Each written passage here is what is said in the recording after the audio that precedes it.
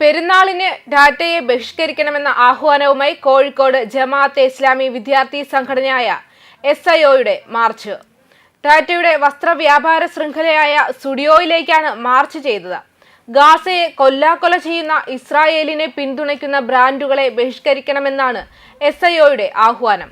പെരുന്നാൾ ഉൾപ്പെടെയുള്ള ആഘോഷങ്ങൾക്ക് പുതുവസ്ത്രമെടുക്കുമ്പോൾ സാറ, ഡാറ്റ സ്റ്റുഡിയോ, വെസ്റ്റ് സൈഡ് എന്നീ ബ്രാൻഡുകൾ ഒഴിവാക്കണമെന്നും ആഹ്വാനം ചെയ്തുകൊണ്ട് SIO സോഷ്യൽ മീഡിയ വഴി ക്യാമ്പയിനും നടത്തുന്നുണ്ട്.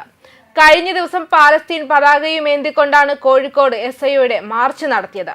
ഇസ്രായേലുമായി സഹകരിച്ച് പ്രവർത്തിക്കുന്ന Adidas, H&M, Tommy Hilfiger, Calvin Klein, Victorian secret, Tom Ford, Skechers, Prada, Dior, Chanel എന്നീ ബ്രാൻഡുകളെ ഒഴിവാക്കണമെന്നും SIO ആഹ്വാനം ചെയ്തിട്ടുണ്ട്.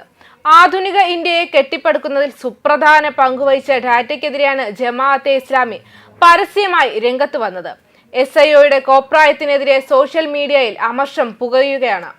പഹൽഗാമിൽ 26 ഇന്ത്യക്കാർ കൊല്ലപ്പെട്ടപ്പോൾ ഇന്ത്യയുടെ ദേശീയ പതാകയേന്തി പ്രതിഷേധിച്ചത് നമ്മളാരും കണ്ടിട്ടില്ല. പച്ചകൾക്കെതിരെയോ സപ്പോർട്ട് ചെയ്ത തുർക്കിയെ ബോയ്ക്കോട്ട് ചെയ്യാനോ ഇവരെ കണ്ടിട്ടില്ല. ഇന്ത്യ എന്ന രാജ്യത്തോട് കൂറുള്ള ഒരുവനും ഡാറ്റ കമ്പനിക്കെതിരെ പ്രതിഷേധിക്കില്ല. ഡാറ്റയ്ക്കെതിരെ പ്രതിഷേധം നടത്തുന്നവർ ഇസ്രായേലിന് ആയുധം നൽകുന്ന ഇന്ത്യക്കെതിരെയും പ്രതിഷേധം നടത്താനുള്ള സാധ്യതയുണ്ട്. സംസ്ഥാന സർക്കാരുകളും കേന്ദ്രവും ഇവരെ നിരീക്ഷിക്കണം തുടങ്ങി നിരവധി പ്രതികരണങ്ങളാണ് സോഷ്യൽ മീഡിയയിൽ നിറയുന്നത്. അതേസമയം ഗാസയിലെ സഹായ വിതരണ കേന്ദ്രത്തിലേക്ക് പോവുകയായിരുന്ന ജനങ്ങൾക്ക് നേരെ ഇസ്രായേൽ സൈന്യം 2 ദിവസം മുൻപ് വെടിയുതിർത്തിരുന്നു. കുറഞ്ഞത് 27 പേർ കൊല്ലപ്പെട്ടു. 3 ദിവസത്തിനുള്ളിൽ നടന്ന മൂന്നാമത്തെ വെടിവയ്പ്പാണിത്. മുന്നറിയിപ്പ് വെടിയുതിർത്തെങ്കിലും അവഗണിച്ച കുറച്ച് സംശയിക്കപ്പെടുന്നവരുടെ അടുത്തേക്ക് വെടിയുതിർത്തതായി സൈന്യം വ്യക്തമാക്കി.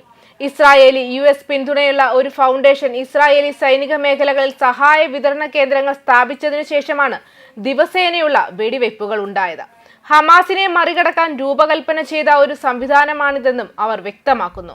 ഗാസയിലെ വർദ്ധിച്ചുവരുന്ന പട്ടിണി പ്രതിസന്ധി പരിഹരിക്കുന്നില്ലെന്നും ഇസ്രായേലിന് സഹായം ഒരു ആയുധമായി ഉപയോഗിക്കാൻ ഇത് അനുവദിക്കുന്നില്ലെന്നും പറഞ്ഞുകൊണ്ട് ഐക്യരാഷ്ട്രസഭ പുതിയ സംവിധാനം നിരസിച്ചു.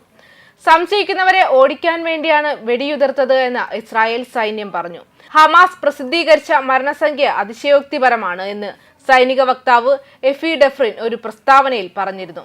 എന്നാൽ സംഭവം അന്വേഷിച്ചുകൊണ്ടിരിക്കുകയാണ്. ഗാസയിലെ ഫലസ്തീൻ വിതരണ മേഖലകളിൽ സഹായം എത്തിക്കുന്നതിൽ നിന്ന് സൈന്യം തടയുകയല്ല, മറിച്ച് അത് അനുവദിക്കുകയാണ് ചെയ്യുന്നതെന്നും അദ്ദേഹം പറഞ്ഞു.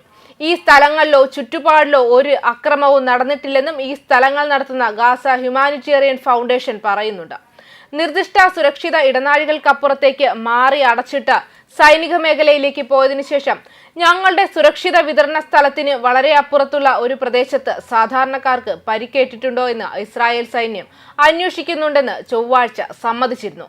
നിർദ്ദിഷ്ട സുരക്ഷിത ഇടനാഴിക്ക് അപ്പുറത്തേക്ക് നീങ്ങിയതിനു ശേഷം നിരവധി സാധാരണക്കാർക്ക് പരിക്കേൽക്കുകയും കൊല്ലപ്പെടുകയും ചെയ്തതായി അറിഞ്ഞതിൽ ദുഃഖമുണ്ട്. ഇസ്രായേലിന്റെ ആക്രമണം ഗാസയുടെ ഭക്ഷ്യോൽപാദന ശേഷിയെല്ലാം നശിപ്പിച്ചതിനാൽ ഗാസയിലെ ഏകദേശം 2 ദശലക്ഷം ആളുകൾ അന്താരാഷ്ട്ര സഹായത്തെ പൂർണ്ണമായും ആശ്രയിക്കുന്നു.